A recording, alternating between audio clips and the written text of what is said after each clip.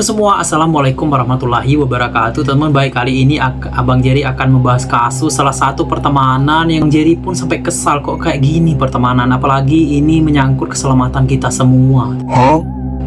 Tanpa banyak bacot, kita akan masuk ke dalam penjelasannya. Let's go.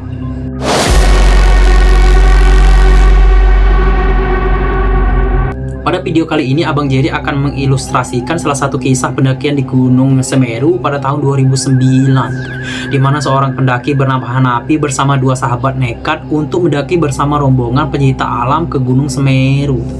Dengan pembekalan yang minim, pendakian tersebut berakhir menjadi tragedi. Dapat kampus ia kerap dipanggil dengan nama culun, sebenarnya bukan karena ia culun, tetapi karena ia bisa memerankan si culun dengan sangat baik. Ketika ada pentas drama, pemuda itu adalah Muhammad Hanapi. Beberapa pemberitaan menyebut namanya Muammar Gaddafi di tahun 2009. Ketika peristiwa terjadi, Hanapi berusia 22 tahun. Ia adalah mahasiswa jurusan Tarbiyah STKIP PGRI di Jombang. Hanapi merupakan warga desa Padomasan, Kecamatan Jombang, Kabupaten Jember, Jawa Timur.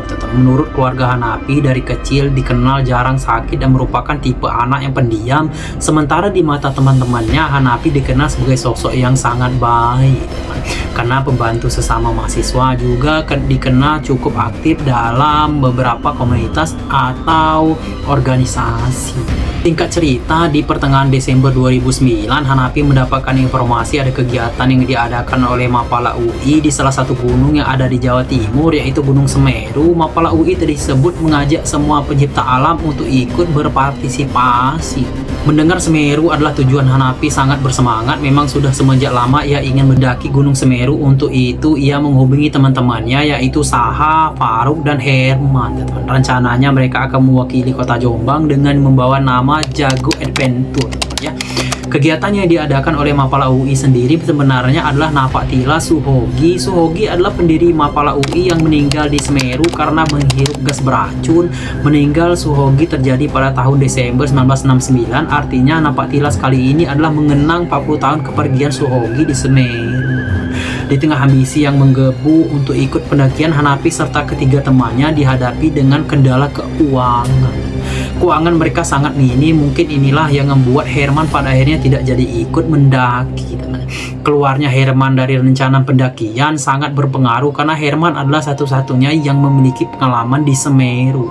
Sementara Hanapi, Saha, dan Faruk belum pernah mendaki ke Semeru. Hanapi mencoba membujuk, tapi Herman tak bergeming. Ia tetap tak bisa ikut pendakian. Dan keraguan jelas persiapan minim, ditambah kini tak ada kelompok mereka yang berpengalaman di Semeru, membuat ketiganya harus berdiskusi menentukan apakah jadi naik atau tidak. Setelah dihitung-hitung, uang hanya cukup untuk sampai ke Ranupani. Namun karena Hanapi yang ingin mendaki Semeru, ia meyakinkan teman-temannya untuk tetap naik. Nanti ketika mereka pulang, Hanapi mengatakan mereka bisa naik mobil sayur ke arah Lumajang. Setelah mereka kembali ke Jombang, dirasa masuk akal, ketiganya akhirnya memutuskan tetap naik. Berangkatlah mereka ke Semeru di kala itu. Pendakian Semeru belum seramai saat ini, bahkan dikatakan belum ada tiket masuk. Sesampai di sana, para pendaki sudah berkumpul. Agar memudahkan, seluruh peserta akan dibagi menjadi dua kelompok, dan kebetulan mereka masuk di kelompok terakhir. Bersama dengan beberapa para senior, Hanapi dan kawan-kawan akhirnya bisa bernapas lega. Hanapi yakin mereka pasti sangat berpengalaman. Di awal pendakian, Hanapi, Saha, dan Faruk sempat terheran ternyata para senior mendaki dengan sangat santai. Bahkan saking santainya, kelompok mereka sempat berhenti beberapa kali karena para senior akan membuat kopi. Terlihat mereka sangat menikmati perjalanan. Beberapa saat berlalu, akhirnya mereka sampai di Ranukumbolo. Semua pendaki, terutama mereka bertiga, sangat kagum dengan indahnya pemandangan. Diputuskan mereka akan berhenti terlebih dahulu. Siang mereka lanjut pendaki. Berbeda dengan perjalanan sebelumnya, kali ini mereka cukup kewalahan, stamina terkuras hingga nyaris tak bertenaga. hingga akhirnya sampai di Kalimati. Disitulah mereka mendirikan tenda istirahat untuk memulihkan tenaga, mempersiapkan summit ke puncak Mahameru. Pukul jam 11 malam, kelompok 7 sudah bersiap ke puncak. Ada 5 orang yang kala itu akan ke atas, termasuk di dalamnya Hanapi, Saha, dan Faruk. Mengingat jika sebelumnya mereka sudah sangat kewalahan, di sini mereka meminum suplemen agar stamina bisa kembali fit. Dengan langkah-langkah pelan mereka mulai berjalan menuju Arcopodo. Tak bisa dipungkiri kondisi mereka memang sudah kelelahan, terutama terlihat pada Hanapi yang nampak pucat dengan napas tersengal-sengal. Padahal di awal dikhawatirkan adalah Faruk karena ia adalah yang paling muda. Perjalanan semakin berat dengan medan berpasir, debu membuat napas mereka semakin sulit. Meski kondisi Hanapi sangat dikhawatirkan, namun ia bersikeras tetap melanjutkan perjalanan. Akhirnya sampailah mereka di Cemoro Tunggal. Sambil bersandar mengatur napas yang tersengal-sengal, terlihat lampu-lampu dari pendaki yang sudah sampai di puncak. Hal itu sedikit menghibur Hanapi. Waktu semakin mendekati sunrise, ketiganya memutuskan kembali berjalan, dan disinilah awal dari ego masing-masing mulai terlihat. Disinilah awal mula terjadinya kekesalan Abang Jiri menceritakan ini semua. Faruk yang berjalan paling depan terus naik menjauh. Di posisi kedua ada Saha, dan terakhir tentunya ada Hanapi yang kondisinya semakin drop. Jika dilihat memang terasa dekat, namun puncak yang mereka tuju tak kunjung sampai. Di pertengahan Cemoro Tunggal dan puncak Hanapi kembali terduduk mengatur nafas. Saha sempat menawarkan untuk turun saja, namun Hanapi justru menyuruh Saha untuk menyusul. Faruk ia akan menyusul sendiri belakangan. Yang terjadi selanjutnya ketika Saha sampai di tempat Faruk langsung lanjut ke atas. Begitu pula ketika Hanapi sampai di tempat Saha mengatakan, "Gimana Mang, aku duluan nyusul Faruk ya, nanti kamu nyusul aku di tengah," katanya kayak gitu. Kondisi Hanapi yang sudah drop ia mengiyakan saja. Tatapan Hanapi hanya kosong ke bawah ketika Saha meninggalkan untuk menyusul Faruk. Kini pendakian mereka bukan seperti tim, tapi lebih seperti orang balapan, saling menyusul untuk mengejar sunrise. Tak beberapa lama Saha kembali sampai di tempat Faruk. Lama menunggu Hanapi tak muncul hingga akhirnya melintas seorang pendaki dari bawah yang membawa pesan dari Hanapi. Hanapi menitip pesan, ia tak sanggup dan balik turun ke bawah. Disinilah Saha bingung. Faruk sudah naik ke atas puncak, sementara itu bawah Hanapi turun. Dalam kondisi drop, Saha akhirnya menitipkan pesan ke pendaki yang turun yang mungkin akan bertemu dengan Hanapi. "Mas, nanti kalau ketemu pendaki dari Jombang, tolong bilangin ya Mas ke dia, saya puncak dulu sebentar, nanti saya nyusul," katanya. Setelah dari puncak, Saha langsung bergegas naik hingga akhirnya sampai di puncak. Usai dokumentasi sebagai bukti perwakilan dari Jombang, Saha dan Faruk langsung turun ke bawah. Tak butuh waktu lama, mereka kemudian bertemu dengan Hanapi.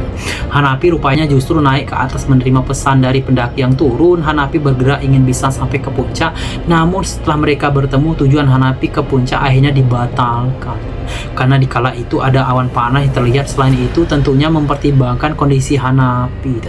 Saha mencoba menghibur dengan mengatakan di puncak suasananya sama dengan di tempat mereka saat ini.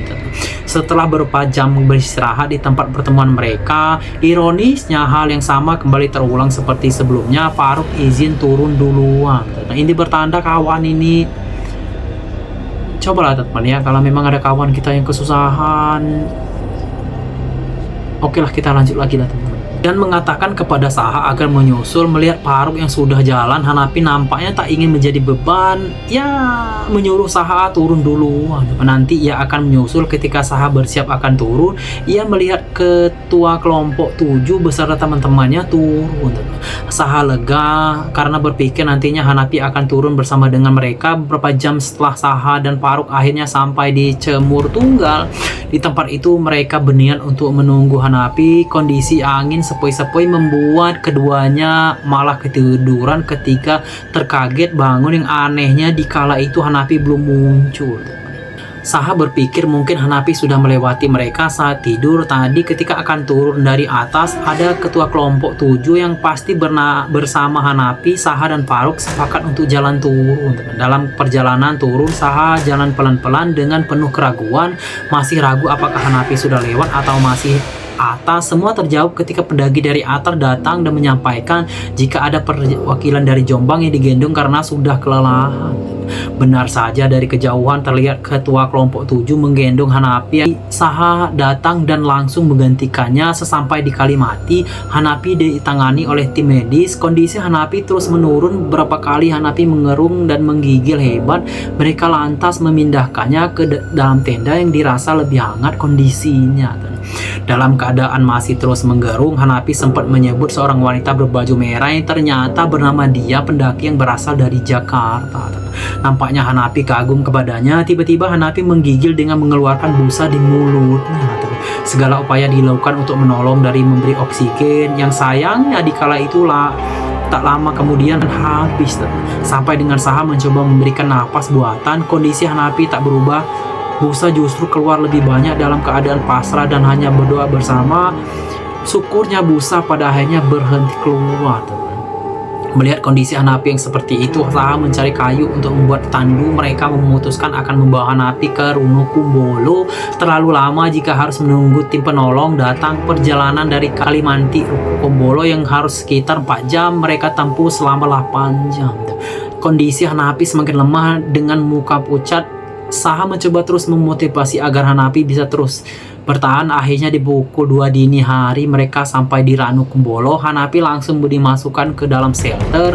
Di dalam shelter, Saha dan Paruk menemani istirahat. Sementara itu teman-teman lain di luar membuat air panas untuk masak menyeduhkan kopi. Terbangun di pukul 5 pagi, Saha dan Paruk keluar karena Hanapi akan dicek kondisinya oleh tim medis. Dikala itulah berhembus kabar bahwa Hanapi sudah meninggal. Paruk percaya dengan kabar itu, tapi Saha masih belum bisa menerima tim penolong tak kunjung datang. Akhirnya Hanapi kembali dibawa ke Ranupani. Itu tangan Hanapi sudah dilipat di atas perut, namun Saha meyakini Hanapi bisa diselamatkan. Barulah ketika sampai di pos ketika bertemu fotografer bernama Om Don.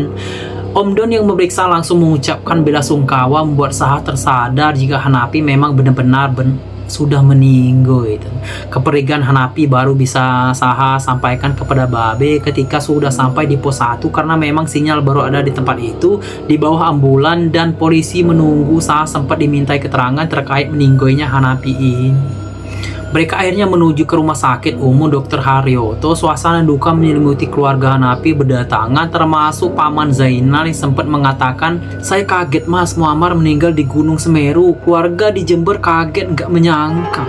Dalam pemberitaan itu, media Detik Kapolsek Sendoro AKP Enu Sosmonang mengatakan Hanapi kemungkinan meninggal akibat hipotermia dan dehidrasi. Di tahun 2013, sebagai bentuk penghormatan kepada Hanapi, sebuah plakat ini memorium dibangun oleh komunitas pencinta alam Jombang. Di dalamnya ditulis sebuah puisi, dan itulah akhir dari kisah Hanapi di Gunung Semeru. Jika ada kesalahan dalam video, informasi kurang atau pendapat yang berbeda, silahkan berkomentar. Tulis komentar di bawah, teman. Mungkin coba abang kisah kesetiaan kawan, teman ya. Abang jadi sempat baper juga membaca kisah ini, datang dari Jombang. Semoga ada manfaat baik yang bisa kita petik dengan Abang Jerry membawa. Jadi tutup dengan Assalamualaikum warahmatullahi wabarakatuh. Jangan lupa untuk like, comment, dan subscribe. Yang sudah subscribe Abang Jerry doakan semoga panjang umur, sehat selalu, dan dimurahkan rezekinya tentunya. Sampai jumpa teman-teman semua.